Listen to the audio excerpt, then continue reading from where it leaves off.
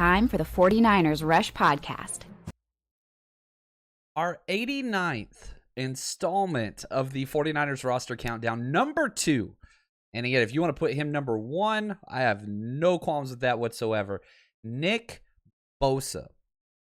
Now, a couple things we're going to go through. We're going to see some highlights. We're going to hear from Nick Bosa himself on how he's doing in camp so far this year. We're going to go through past stats, his story to the NFL, family history, incredible 2019 playoff run, and more. And again, the entire idea of this show is who has the largest impact on the 2022 NFL season for the 49ers. And that's why I have Bosa ahead of other people like Trent Williams, Fred Warner, Debo. I personally find, positional value matters, and it goes quarterback to end for me. That's the way I think the NFL values it. And Bosa was on track last year to be a defensive player of the year. Now, a couple other people had some outstanding performances as well, but if he would have turned in that exact same performance, 5 out of the last 10 years, he would have won it.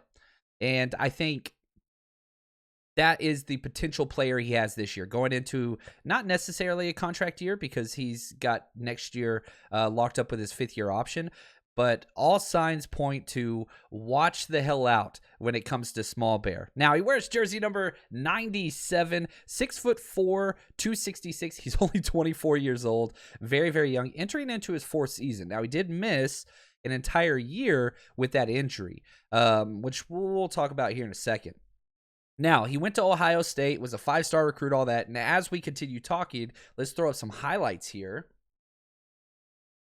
Now, his entire family seems like they're all first-round picks. His father was the 16th pick in 1987 by Miami.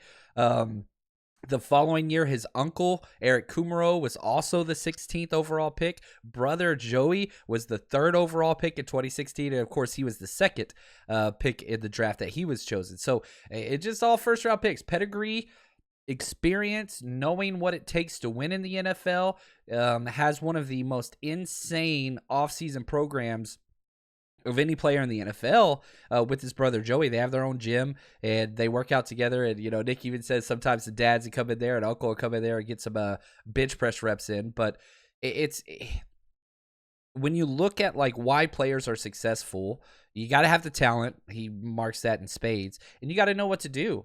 You got to understand what it takes. And that path has been paved for him. And he's won ever since everywhere he's been.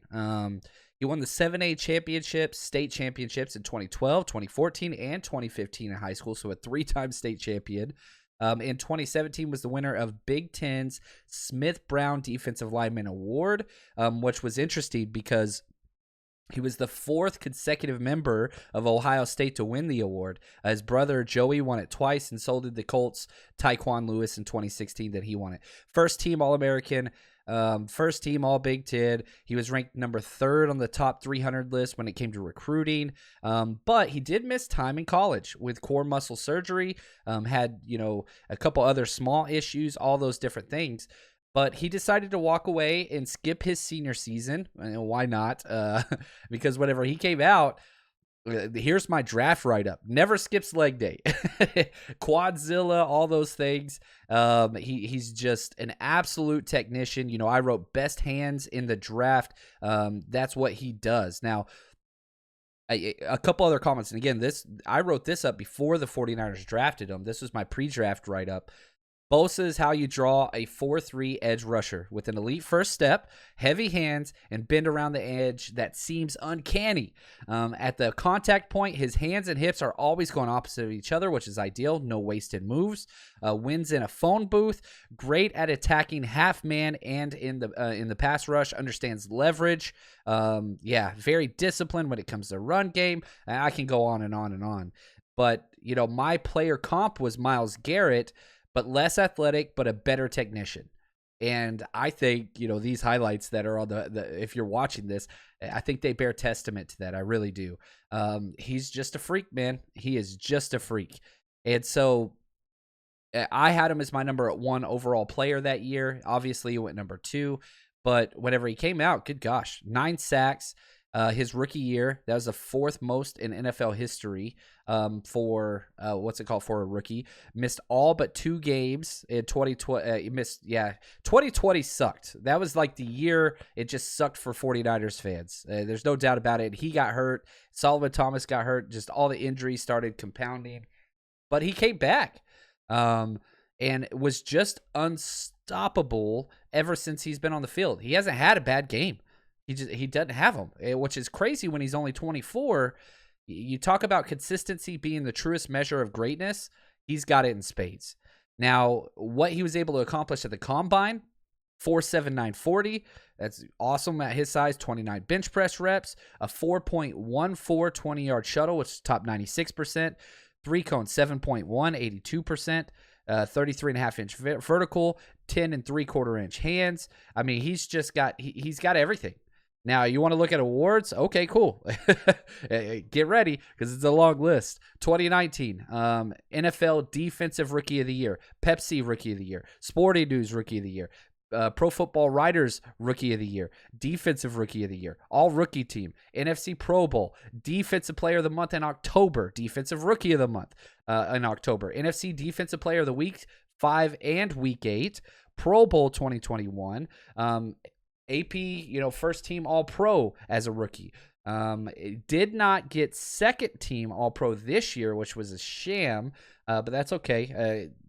Give him something to kind of go get. Now, if we look at just his stats in 2019, 2019 was a career year for any defender in the NFL. It was his rookie year. 14 starts, 1 interception, 2 pass breakups, 1 forced fumble, 2 fumbles recovery, 9 sacks, 16 tackles for loss, 25 quarterback hits. What made it even more special than that was the incredible playoff run. 2019 when they made it to the Super Bowl. And it started week 17. You remember the Drake Greenlaw stop against Seattle? Dude was unbelievable. Through 4 games. So if you count week 17, then they had a bye in the wild card, divisional round, NFC Championship, Super Bowl. He had 33 pressures in 4 games, 4 sacks, 3 tackles for loss, 15 solo run stops, 2 passes defense, and 1 forced fumble. That's in 4 games. It was crazy. Then he comes back in 2021 and steps up everything. 17 games, 17 stops, only 1 pass breakup, 4 forced fumbles, 15.5 sacks, 21 tackles for loss, best in the NFL, 32 quarterback hits. And if you look at just his stats and how he ranked against other players in the NFL during that time, holy freaking cow. His 15.5 sacks was 4th best. 21 tackles for loss, led the NFL. 88 pressures, 2nd best. 32 quarterback hits, 3rd best. 46 solo run stops, best among all edge players. 4 forced fumbles. And again, you make your money rushing the passer in the NFL. There's no doubt about it. But the fact that he leads all edge players in the NFL in solo run stops, he's a complete freaking player. There's no weakness. Besides the officials not calling holding penalties against him whenever he gets chokeholds, but that's about it. He's that damn good. Now, what do we have for Nick Bosa moving forward? I expect a lot, and I want you to hear from Nick here and what he sees as camp so far and where he's at now. It's been completely different. Last year, I didn't really take any reps until a couple weeks before the year. So just being able to get out there and have my body adapt to playing football has been, it's been the most enjoyable camp that I've been a part of, because I feel good, which makes everything a lot better. Just love how he's just so lackadaisical all the freaking time. I always refer to him as Eeyore, just because he's just whoa, yeah. But he's incredible. The best camp he's ever had. That should be scary. Not to mention, he is finally surrounded, which we saw in 2019 as well, but not so much in 2021. He has a lot better supporting cast on that defensive line. Drake Jackson coming up. You've got 6 defensive ends. You got Armstead and Kinlaw inside, which should, alleviate some pressure and some double teams. It's just built for him to have a freaking crazy year. Now, when I was doing my 2022 projections, I had to kind of like calm down a little bit. And these are my calm numbers. So I got him getting 17 sacks, 20 tackles for loss, 92 pressures, 35 quarterback hits, 41 solo stops, and 3 forced fumbles. I put money on it. He is definitely one of the front runners for Defensive Player of the Year. Now, that's a difficult award to win. To put into perspective, only 2 49ers all time have ever won Defensive Player of the Year. Just 2. That's it. Deion Sanders, 1994, and then Stubblefield got it 1 year as well. So, like, and I don't mention those things that's how damn good Bosa is. Like, if he sticks with this, he very, very easily, he's going to get a second contract. They're going to sign him next year. He's going to be the NFL or the 49ers all-time leader in sacks. Like, he's going to own that record. If he just plays another 4 years at this pace, it's his. Like, it's incredible what this guy has done. Love Nick Bosa. So glad he's on our team. And again, man, this guy's awesome.